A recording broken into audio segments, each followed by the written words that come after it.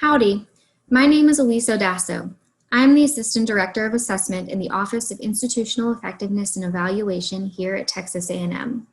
With deadlines for the 2021 assessment plan swiftly approaching, we wanted to provide our academic programs with some resources, helpful tips, and things to remember as you are working on these plans. As a reminder, assessment plans are typically due each spring semester. However, due to COVID-19 and the quick transition we as a university made to remote delivery of courses, deadlines for the 2021 assessment plan were pushed to the fall 20 semester. Moving forward, deadlines for future assessment plans will be in the spring semester. Assessment plans are distinguished from assessment reports. The plan is comprised of the program description, program learning outcomes, or PLOs, to be prioritized in the upcoming, or in this case, current academic year, and related measures and targets. The assessment plan goes through a couple stages before submission to OIE&E for final review. The recommended deadline for submission to receive internal feedback on your plan is September 4th, and the recommended date for liaisons to submit their feedback to programs is October 2nd. These dates are highlighted because they are flexible. However, unless your college or campus liaison states otherwise, please adhere to these dates as closely as possible to avoid falling behind in the workflow. The hard deadline for submission of final assessment plans is November 20th. Assessment plans not submitted by this date will automatically be pushed to OIE&E for final review. We in OIE&E are excited to announce the launch of our brand new website, where you will find a comprehensive repository of assessment and APHIS resources. This slideshow with clickable links is available on our website at assessment.tamu.edu under the Academic Programs menu item. All other resources are found on that page as well, including a newly updated APHIS user guide, which is a great resource for program coordinators who are brand new to the APHIS system. Remember to use the 2021 version of the Assessment Guidelines Manual as you work on your assessment plans. This manual is also linked at the top of your assessment forms in APHIS. There are some new sections in this manual, so be sure to take a look. Please also pay special attention to the FAQs in each section, as they provide very helpful tips and strategies for ensuring your plan meets all the university and SACS-COC requirements. Next, I'll go through some specific information and considerations for each section of the plan you'll be submitting. One thing you will notice when you open up your 2021 assessment plan form is that some information is already entered. The mission statement, outcomes, measures, and targets that were submitted in the 1920 plan have been populated in this form for your convenience. Of course, you may revise this information as you see fit. The program description section replaces the mission statement that was submitted in previous assessment cycles. This section is made of 4 fields. The first is the discipline-specific purpose. Again, the mission statement from the 1920 assessment plan is already entered here and can be revised as you see fit. You are then asked to enter the geographic location of program delivery, mode of delivery, and format of delivery. Please keep in mind that your responses to these items should reflect how the program is approved to be delivered by the Texas Higher Education Coordinating Board. For example, though your traditionally face-to-face program now temporarily offers courses online due to COVID-19, you should still respond to these items with only face-to-face information. That is, the university is not equating temporary remote delivery to distance education. These are extenuating circumstances. We encourage all program coordinators, but particularly program coordinators responsible for distance programs, programs offered at alternate geographic locations, and those responsible for combined assessment plans to review this section of the manual to ensure you are appropriately responding to these items. The 2021 Guidelines Manual includes specific examples in the FAQs section.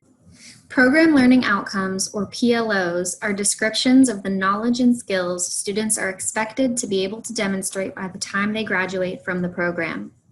The university requires that at least 3 PLOs are established for the program, but program faculty are only required to assess 1 PLO each academic year. in the APHIS forms, select the PLO or PLOs that are to be assessed by clicking the checkbox to the left of the PLO tile. This will expand the PLO section and you will be able to enter relevant associations, measures, and targets. For each PLO you are assessing, please do not forget to select only the most closely related relevant associations from the list. Undergraduate program coordinators should note that there are actually 3 sets of relevant associations that appear in the drop-down menu in the assessment form. The 7 university undergraduate outcomes, the 6 TAMU system outcomes, called Empower U outcomes, and new to the 2021 cycle are the 6 core curriculum objectives as identified by the Texas Higher Education Coordinating Board.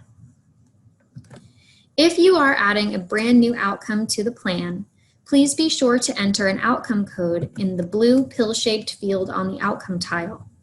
These codes follow a specific convention, so please refer to the other outcomes in the plan to see what this convention is. Essentially, everything up to the last dash in the code must remain the same, and the code should not exceed 20 characters. A note about revising and adding outcomes. Existing outcomes in the plan may be revised from time to time, but a program should never completely overwrite one of the existing outcomes if the new outcome is fundamentally different. For example, if the program no longer wishes to use their critical thinking outcome and want to add a new integrative learning outcome, they should not change the existing outcome to reflect integrative learning. Instead, keep the critical thinking outcome in the plan unchecked and click the Add Outcome button to include the integrative learning outcome. Measures. For each outcome selected in the assessment plan, there should be at least one direct measure. Direct measures are those that require students to demonstrate their competency or ability in a way that is evaluated for measurable quality by an expert, such as faculty, assessment professionals, internship supervisors, or industry representatives. Programs are also encouraged to consider the use of indirect measures as supplemental information about student learning. Indirect measures include surveys, completion of degree requirements, and course grades. Please see the manual for more examples of both direct and indirect measures. The strongest assessment plans utilize multiple sources of evidence for PLOs. While a single direct measure provides a snapshot of learning, an assessment plan that includes multiple direct measures or a combination of direct and indirect measures provides a more well-rounded picture of whether students are achieving outcomes. Measures do not need to be created for the sole purpose of annual assessment. Don't reinvent the wheel. Useful measures likely already exist in courses, internship or practicum opportunities, or other educational activities in which students are encouraged or required to participate. Furthermore, useful information is collected in university-level surveys, particularly graduation surveys for undergraduate and master's programs. Programs can actually request that a block of their own questions be included in graduation surveys for their graduates to answer. If you have documented program assessment in APHIS before, you may notice that the measures section looks a bit different than it used to. Whereas there used to be a single text box in which to describe the measure, there's now 2 different places in which to enter this information. It should be split up so that in one text box, the program explains how the data collection process goes, or the who, what, where, and when of data collection. In the second text box, the program should include information about the methodology or the plan for analysis, which might refer to a rubric, evaluation form, or how the results will ultimately be evaluated and reported. Finally, targets. For each measure used, a target should be identified. Depending upon the complexity of the measure or the PLO, some measures may have multiple targets. Targets are clear, specific statements that communicate the minimally acceptable student performance, as well as the percentage of students who are expected to meet that threshold. For example, 85% of students will earn at least 7 out of 10 points on the critical thinking essay question. See the manual for other examples of strong targets. If a target has been met for more than a couple of assessment cycles, it may be time to consider whether the target should be raised or whether a new measure should be implemented to assess the PLO. Implementation of new measurement strategies every few years may provide a more well-rounded picture of outcome achievement in the program. It is important to ensure target statements are aligned with the specific skill or knowledge presented in the PLO. Oftentimes, multidimensional rubrics are used to evaluate measures, but some of the rubric dimensions may not directly relate to the PLO. For example, perhaps a research proposal is used to evaluate students' ability to use a variety of sources and evaluate multiple points of view.